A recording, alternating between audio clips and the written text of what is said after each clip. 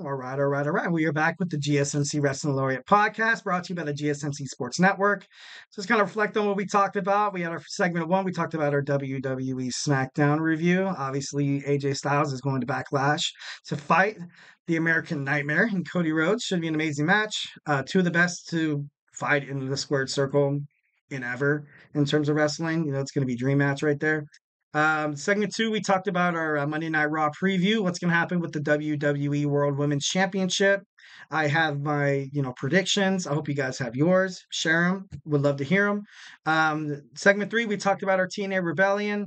What exactly is going on in terms of TNA Impact as an organization? What they could do to perhaps kind of, become that, that powerhouse of wrestling. It was a certain about probably. I don't want to sound too mean. Oh man, probably like a decade ago. I'm gonna say a decade ago was like prime, you know, prime TNA wrestling. But in my opinion, of course, absolutely.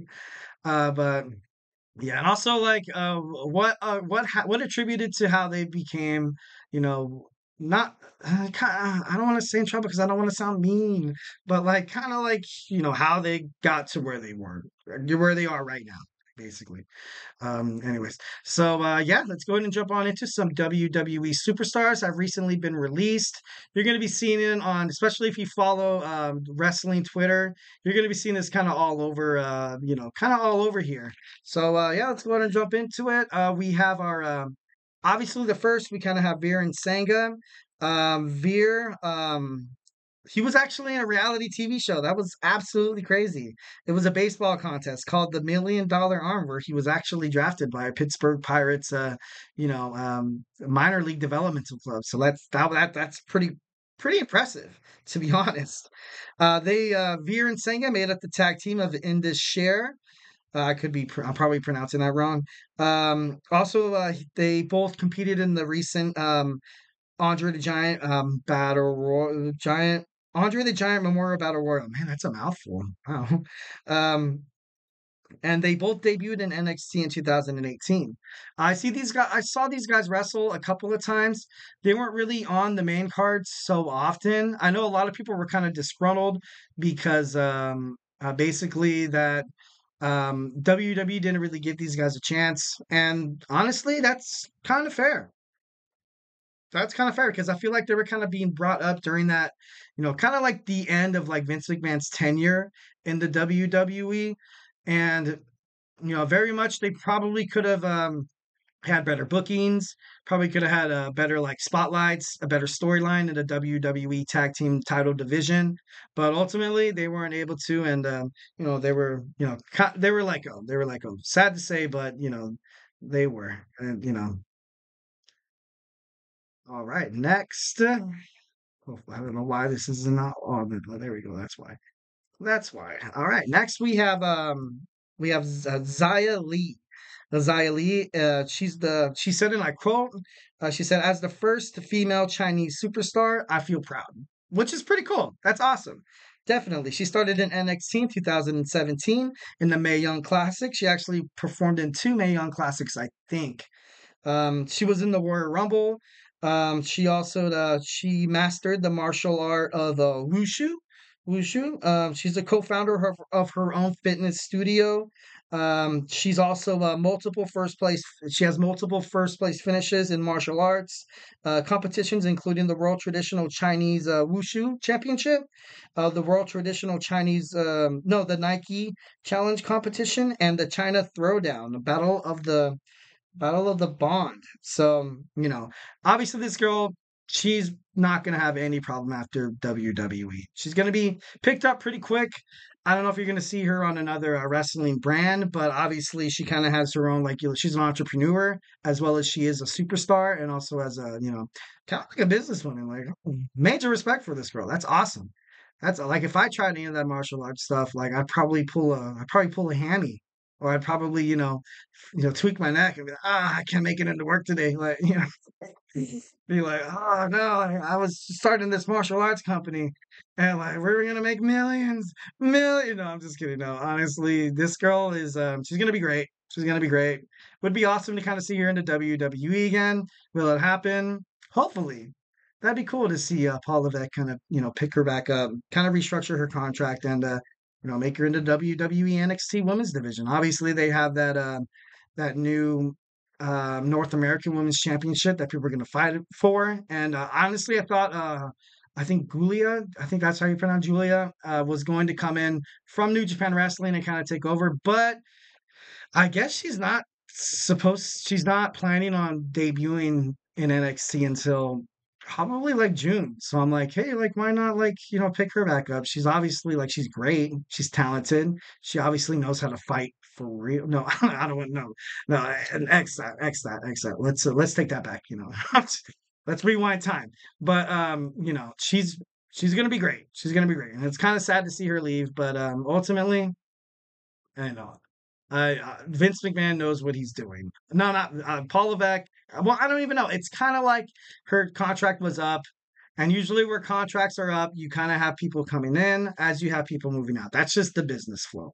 That's just the business flow. I have a friend who's a manager, and he said once when you're getting paid salary at any organization, the higher ups are kind of planning their move a year kind of like prior, like, you know what I mean?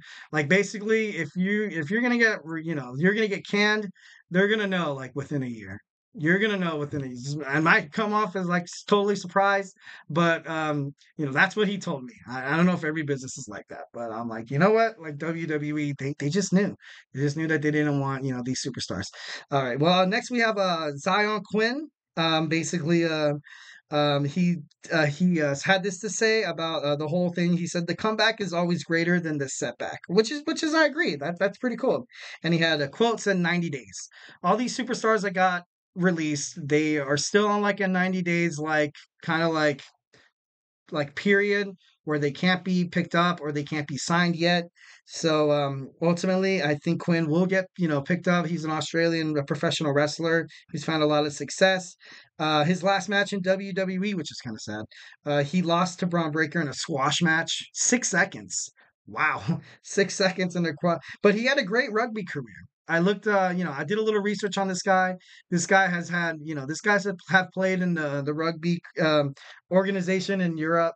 He represented like Samoa, and he also like he's pretty damn good. He's pretty. So will he go back to rugby? I don't know. Maybe by the look of his picture, it looks like his body. He's still, he can still throw the ball, kick the ball, rugby the ball.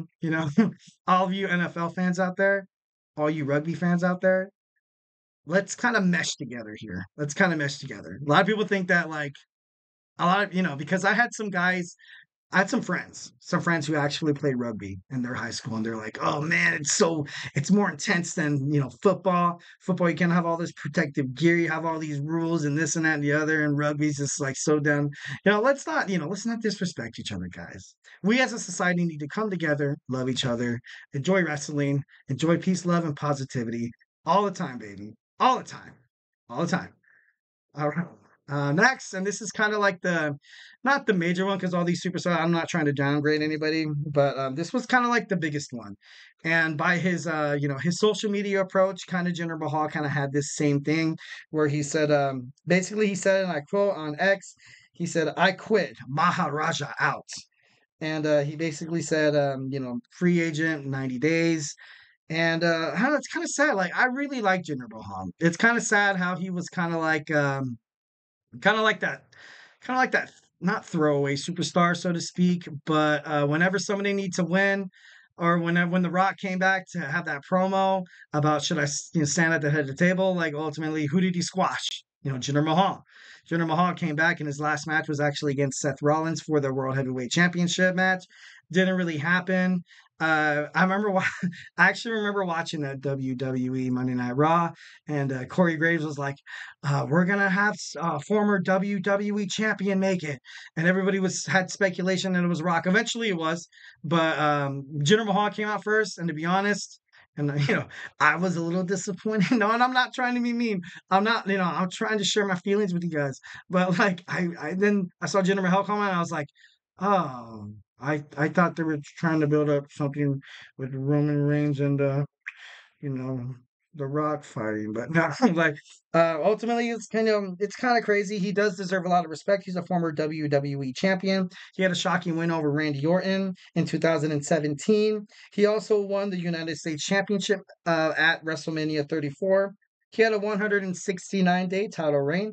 He's only 37 years old. Absolutely, only 37 years old. I think he's going to get picked up pretty quick. Honestly, he's a great wrestler. He's a great wrestler. Drew McIntyre even commented toward his release and said, "Hey, like we're the comeback. We're kind of like the comeback kids here. Like I did it. You've done it before. You can do it again."